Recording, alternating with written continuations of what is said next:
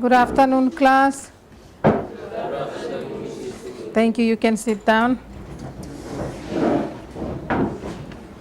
All right. Hopefully today we'll be completing the questions, some of the questions that you were asked to do in our previous lesson, and then we'll start on the last type of equation, which is simultaneous equations. All right. In our previous lesson, we corrected questions 1, 4, and question 7. We were only able to do 3 questions. Hopefully we'll do 4 this time. Okay, we are going to correct question 2, question 5, or 6 if group 3 want to do question 6, question 8, and question 10 or 11, depending on which one group 4 want to do. Okay, so we'll start off with question 2, please. Those who are responsible for question 2, make sure you do that quickly and explain quickly so we can move on. All right, those people responsible for question 2, group 1, quick.